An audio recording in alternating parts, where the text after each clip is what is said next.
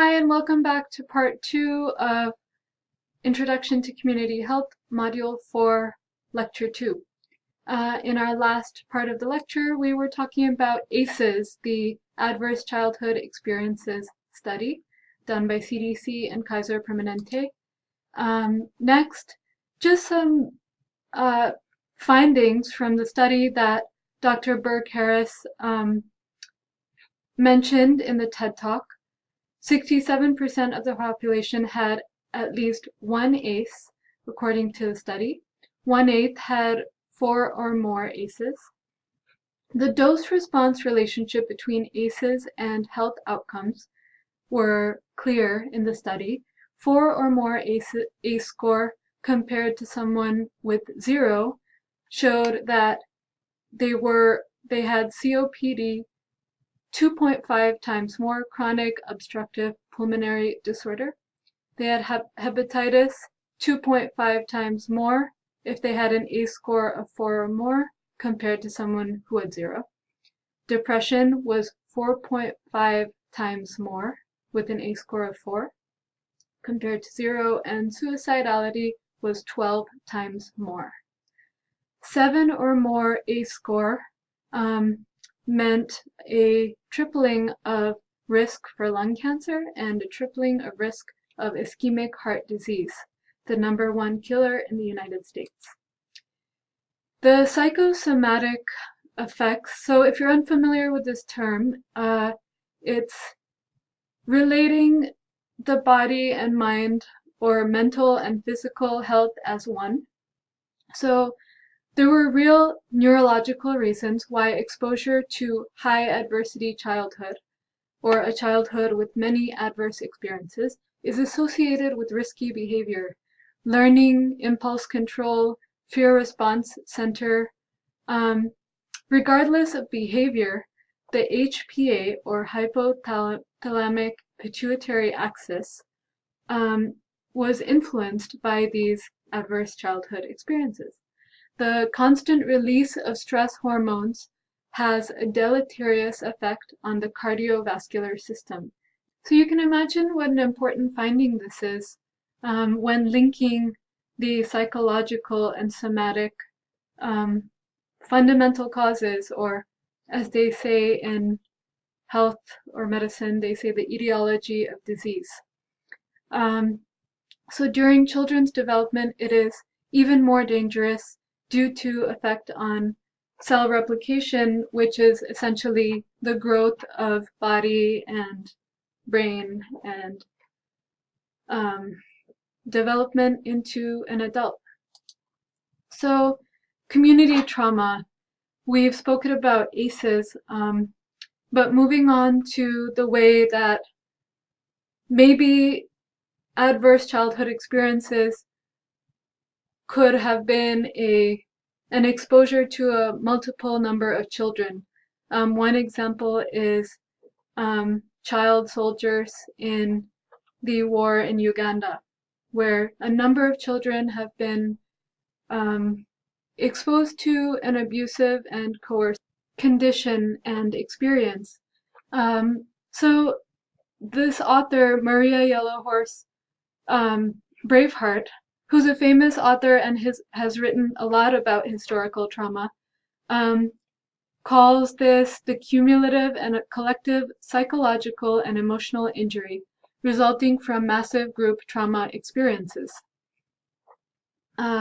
So community trauma really affects the cultural, spiritual, or other ties that hold a community together. And if you remember from week 1, there are many ties that hold the community together. So a trauma sometimes shakes that everyone in the community has experienced, or at least even in a secondary manner experienced. It shakes the very foundations of the whole community. And so historical trauma is one example of a community trauma. It's there in your reading by Sotero. Mass trauma systematically inflicted upon a target population by a dominant population is one example of a historical trauma. Big examples are the Holocaust. We'll get into it in the next slide. Many examples were there in your reading. It's basically a macro level temporal framework for examining how the life course of a population and even of an individual are exposed to trauma at a particular point in time, comparing with that of unexposed populations.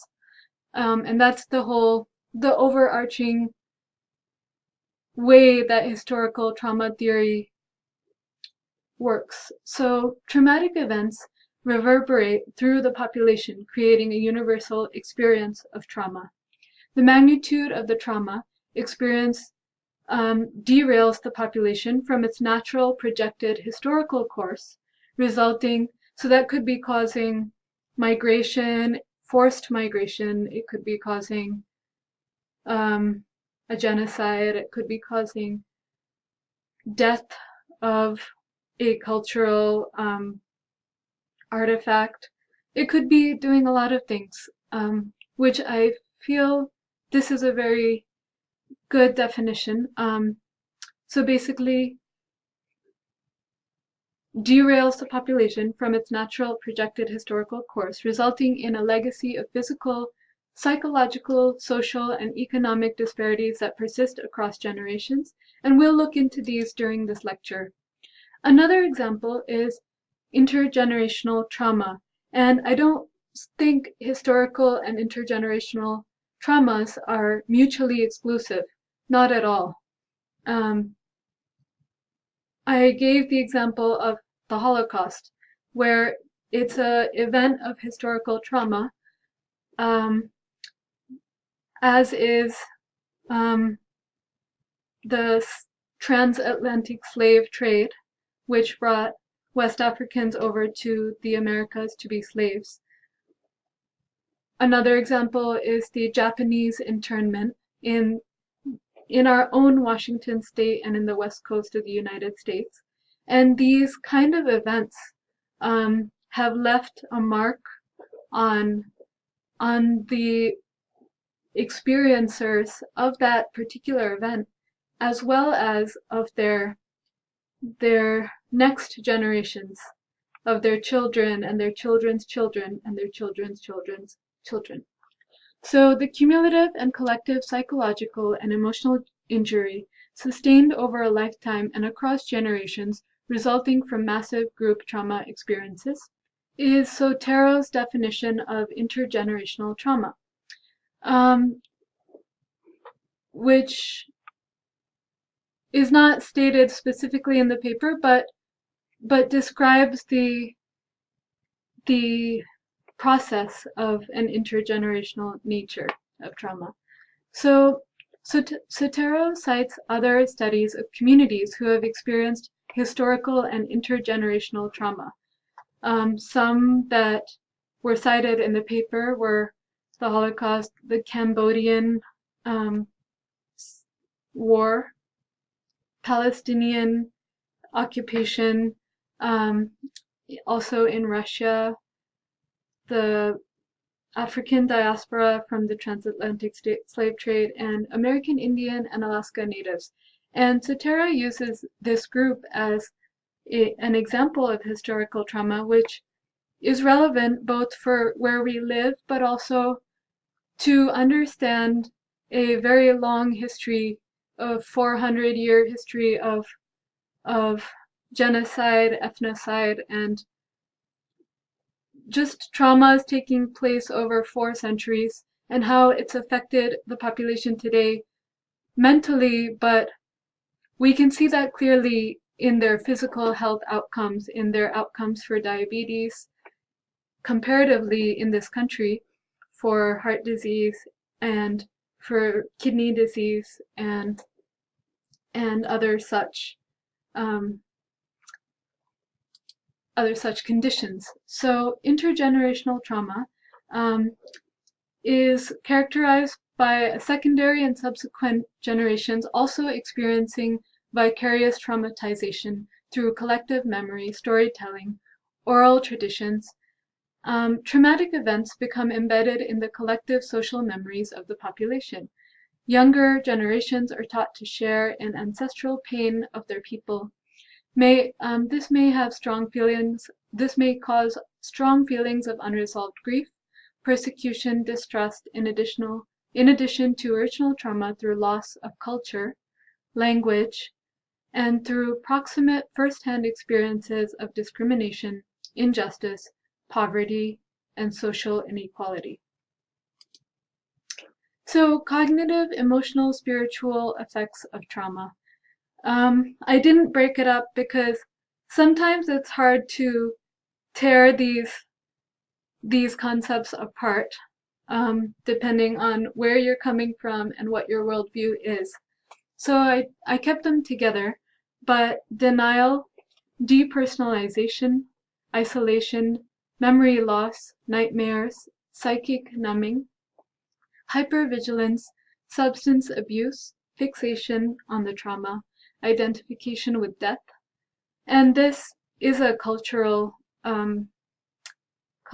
thing because there are other cultures that identify with death where it's not a problem or done out of trauma. It may be part of their culture. So any of these are variable by culture and by worldview, but survivor guilt and unresolved grief are both definite effects of trauma and difficult to cope with. So social effects of trauma. So Tarot presents 3 frameworks: the psychosocial theory, which links disease to both physical and psychological stress stemming from the social environment. Trauma increases susceptibility to disease and acts as a direct pathogenic mechanism affecting biological systems in the body. We can see this with, again, the American Indian example that Sotero uses in the article, but in other populations as well. There's the political economic theory addressing the political, economic, and structural determinants of health and disease, such as unjust power relations and class inequality.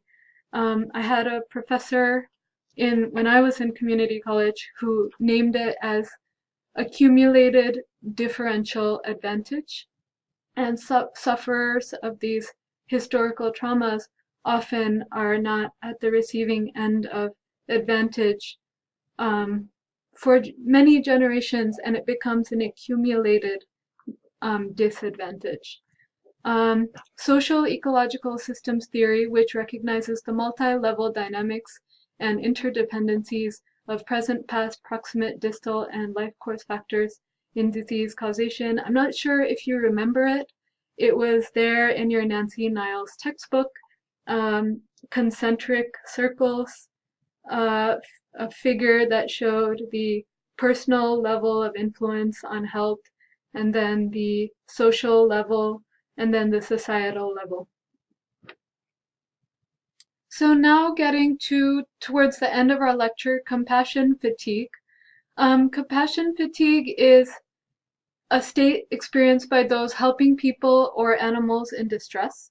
It is an extreme state of tension and preoccupation with the suffering of those being helped, to the degree that it can create a secondary traumatic stress for the helper.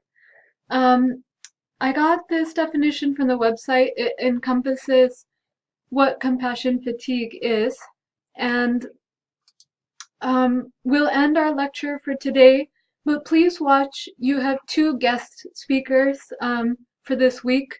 One of them addresses treating trauma and clinical manifestations of trauma and the treatment. He's a licensed social worker, and the other one is also a social worker, your other guest, and she addresses compassion fatigue. People she has treated in a clinical setting for trauma, and how she dealt with her own compassion fatigue, and tips on how to do that or how to recognize it if you are also experiencing that from your clinical work. I hope you have a great day, Veterans Day, and big appreciation to those of you and your families who've defended this country.